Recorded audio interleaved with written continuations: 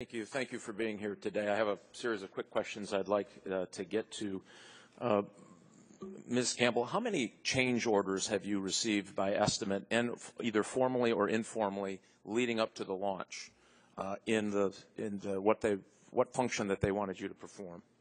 We've received approximately 8 change orders. 8 change orders. When was the most recent? I believe as recent as August of this year. Okay, that's good. Mr. Slavitt? I don't know the answer to that, but I think it was a low number, if any. I don't know the answer. Okay. Are you both making changes now with code in order to fix any of the so-called glitches or non-performance issues? Ms. Campbell, yes or no? That would be yes. Mr. Slavitt? Yes, we make modifications along the way, sure. Great. And how many organizational boundaries between the piece of information traveling from the United States government to the web portal, how many boundaries, how many organizational boundaries, including the states and their access to information, does that piece of information cross? I'd have to get back to you with that answer. Give me an estimate. Large number. Organizational boundaries, are you talking about like Homeland Security, IRS? IRS, veterans, you have states that have access to cross other boundaries to get pieces of information. It's a pretty significant number. I'd have to get back. Please get back for the record. Mr. Slavitt? All that I'm familiar with is the data that passes through the Data Services Hub comes from a trusted data source, such as a government entity, passes through the Data Services Hub to those who request the query. That concerns me a little bit that you don't know, either one of you know the answer to that. When you did a security verification by an independent contractor, I assume on August 30th, Ms. Campbell, did you do the same? That's correct. All right. And was that an end-to-end system test that crossed every organizational boundary, or was that by the segment of which you controlled in the process, your segment of a contract? Ms. Campbell? I would have to go back and find out exactly, but I believe it was wherever our system touched other parts of secure systems within the Mr. Slavitt? So you don't know the answer to that question. Mr. Slavitt? We had a complete test that was done to meet the standards of, I believe, NIST. Our systems, as a matter of course, don't hold data. They just transport the data through it. Sure. And you're familiar with the various levels of cyber weaknesses in any system, right? The boundary being the weakest point. Yes. And so when you say you don't hold information, that is a very low standard in order to protect information. I don't have to be where it's held in order to obtain it. You're aware of that? Correct. All right. So what are you doing for security on advanced persistent threats, and how is that checked? Who is your independent contractor? Did you red team any of this in the last weeks before the launch of your system? I'm not familiar, but although I can certainly check about whether there were any security concerns. None were brought to me or made available. I believe it was MITRE Corporation who provided the independent security risk assessment. And who certifies that your system is on a daily basis is secure from external threat, cyber threat? Let me get back to you. I don't know the exact. CMS, or is it a private contractor? Somebody certifies that you're doing this. This is. Yeah. Let me get back to you. I'm not sure. Are you familiar that there is an ongoing security check into your particular system? I believe there is. But yes. You don't know.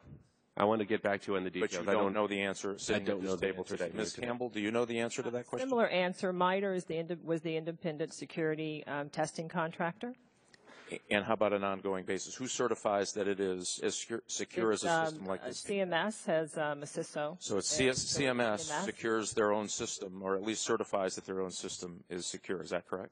With the support of MITRE, is my understanding. I understand that, but that's to your understanding. That is so.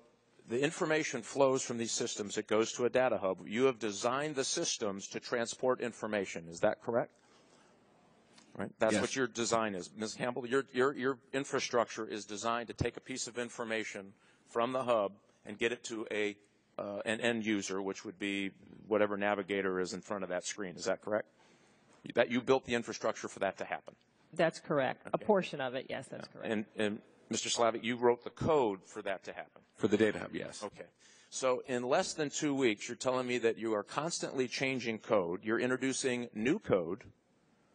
You can't quite tell me how that's secure. In any system that I have ever seen, 2 months for a functionality test is not appropriate, let alone a security check on this information. I am more nervous today than I was when I got here. I am shocked that on August 30th you get an independent check, system is fine, and you have introduced new code to that system probably daily, probably in the terms of hundreds of thousands of lines, at least tens of thousands of lines of new code, which creates new vulnerabilities in the system. And you don't even know the answer if these things are end-to-end security tested, number one. And number two, you're not even sure if it's in your piece is end-to-end ongoing security tested. I have to tell you, Mr. Chairman, this is a significant event. And you don't have to like Obamacare. You can hate it. You can love it. You can't wait to get in it. You cannot expose this much information with this low threshold of security in a day when there is 1.5 million people ripped off every day in cybersecurity. Were the folks who are systems administrators and people who are sitting in front of those portals, are they trained in spear phishing, one of the most basic levels of security protection? Do you know, Ms. Campbell? Sir, I have to push back a little in terms of, to give the impression that CGI is putting willy-nilly code on a daily basis. I'm not, ma'am, I am, you know better than that. I am not suggesting that. You don't have to have willy-nilly code. We have a systematic reclaiming my time. This makes me more nervous. Yeah. You don't have to have willy-nilly code. You can have the best code in the world. Every cybersecurity expert understands that when you introduce new code, it has other implications on a broader system, even beyond your borders. That's what we're worried. We're not worried that you're putting bad code in. We're worried that you may be accidentally, as we know with the functionality of your system doesn't work. It would be only logical to conclude if the functionality of the system doesn't work when it all came together, you cannot compose security. Gentleman's time has expired. Yeah, I need the answers to all of those questions by 9 a.m. Tomorrow. Gentlelady from Illinois, Ms.